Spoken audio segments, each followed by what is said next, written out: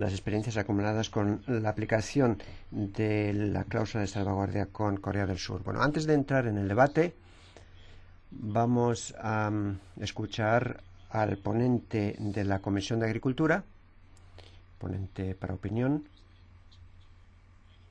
porque ya nos han facilitado. Está aquí el señor Mata y le concedo la palabra. Adelante. Muchas gracias, presidente, señorías, colegas.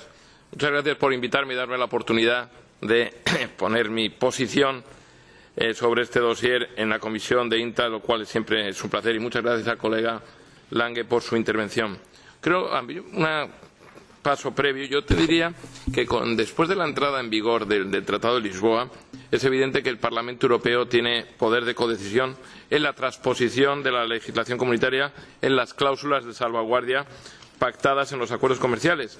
Pero, desgraciadamente, este poder es casi virtual, porque las cláusulas son parte integrante de los acuerdos, de cuya negociación el Parlamento está absolutamente ausente.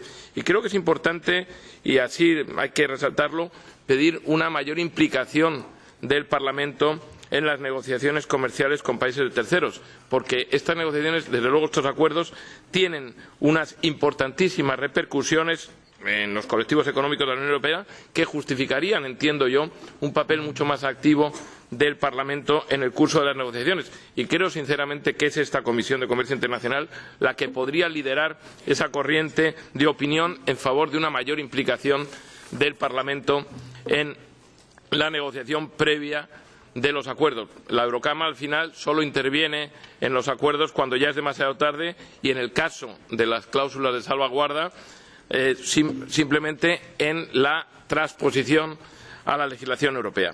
Es evidente que el margen, por tanto, del Parlamento es muy limitado, pero creo sinceramente que también podemos aportar alguna idea y podemos mejorar el texto de la transposición que ha propuesto la Comisión Europea, sin modificar en modo alguno, lo tengo muy claro, sin modificar el espíritu de lo pactado con los países terceros. Y ese ha sido mi empeño a lo largo de las distintas enmiendas que contiene el informe de opinión que ayer fue presentado también en la Comisión de Agricultura. ¿Cuál es mi propósito? Mi propósito, en primer lugar, es suprimir las lagunas que den margen a interpretación y que, además, intentamos reforzar la eficacia de las medidas de salvaguardia con vistas a hacer frente a eventuales distorsiones de los mercados comunitarios a las que se ha referido el señor Lange. Me gustaría destacar algo que creo que es importante, que tanto el acuerdo con Colombia y con Perú, y voy a referirme, si me permite el presidente, también al de Centroamérica, porque estamos en la misma línea, es el mismo sentido y así nos ahorremos una intervención, digo que estos acuerdos tienen grandes repercusiones en materia agrícola. Ambos persiguen una mayor liberalización de los intercambios, con una mayor apertura del mercado europeo a productos como el plátano, la carne de vacuno y el azúcar, mientras que la Unión Europea, por su parte, puede aumentar sus envíos de productos como leche, vinos espirituosos, cereales y porcino a esos países. Los acuerdos también prevén algo que creo que es positivo, un capítulo de reconocimiento de las denominaciones de calidad. Sin duda alguna, el banano, el plátano, es el producto estrella de la negociación agrícola, pues recordemos que la Comisión Europea ha otorgado a estos países un recorte del derecho arancelario aplicado para la Unión Europea a las importaciones que, desde el punto de vista de los productores europeos, se entiende que va a ser tremendamente perjudicial para sus intereses. Los dos convenios prevén un mecanismo de estabilización del banano cuya finalidad es evitar que las importaciones de esta fruta a la Unión Europea superen determinados umbrales. Es verdad que el mecanismo permitiría suspender el derecho aduanero en el caso de que se alcanzan determinados umbrales de importación, pero solo durante un periodo máximo de 3 meses. Además, ese mecanismo está vigente hasta 2020 y, por otra parte, hay algo que es importante, lo ha manifestado como duda el señor Lange y yo se lo voy a aclarar. Los cupos fijados para el desencadenamiento de la cláusula han sido calculados tremendamente al alza y es difícil, además, que el mercado puede sufrir distorsiones incluso antes de ser alcanzados. Fíjense, si tenemos como ejemplo lo acordado para los dos primeros exportadores de los países contratantes, como por ejemplo Colombia y Costa Rica, para el 2019 duplicarían los volúmenes reales de exportación que tienen ahora mismo en la actualidad. Lo preguntaba la señora, yo no sé cuál es el volumen. Pues el volumen previsto es duplicar el que tienen ahora mismo. Llega a 1,9 millones de toneladas. Evidentemente, la distorsión en el mercado se puede producir muchísimo antes de que alcancen ese umbral. Y además hay algo que es importante destacar. El desencadenamiento del mecanismo no es automático, de acuerdo con la propuesta de la Comisión. Es decir, la Comisión puede no ponerlo en marcha a pesar de que se hayan alcanzado los límites cuantitativos y que se hayan causado claros perjuicios. Por tanto, la pega que veo claramente es que el proyecto de reglamento puede dar lugar a un margen de discrecionalidad o de interpretación muy importante que yo entiendo que hay que intentar limitar para dar una mayor protección a las producciones europeas. Por tanto, menos discrecionalidad, y es lo que pretendo en la enmienda al artículo 13, porque creo que solo en causas de fuerza mayor no debía ponerse en marcha el mecanismo, pero si no hay causas de fuerza mayor, debía automáticamente ponerse en marcha este mecanismo. Las enmiendas también pretenden reforzar el peso del mecanismo de estabilización para que sirva realmente como una voz o una luz de alarma y como un argumento suficiente para adoptar medidas de salvaguardia apropiadas.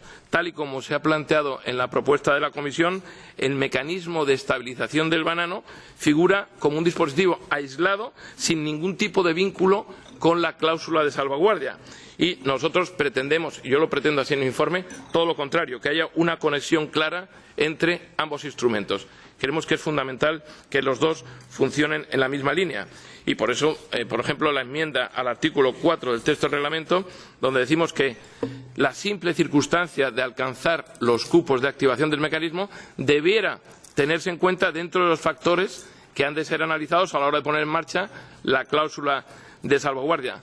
¿Qué pretendemos? Garantizar que esta cláusula de salvaguardia también se aplique, de ser necesario, al sector del banano, pues se trata de un dispositivo de mayor alcance que el mecanismo de estabilización y también con mayores posibilidades de atajar el problema de raíz. Tengamos en cuenta que, como he dicho antes, si el mecanismo tiene una duración de 3 meses, la cláusula se puede extender durante un periodo de 2 años, además prorrogable por otras 2. De ahí la importancia de tener ambos aspectos. Y luego, otra enmienda al artículo 13 del reglamento se pide a la adopción de medidas de vigilancia previas que están previstas en la cláusula de salvaguardia una vez alcanzado el volumen de activación del mecanismo, con el efecto nuevamente de alcanzar o de establecer un vínculo entre los dos instrumentos.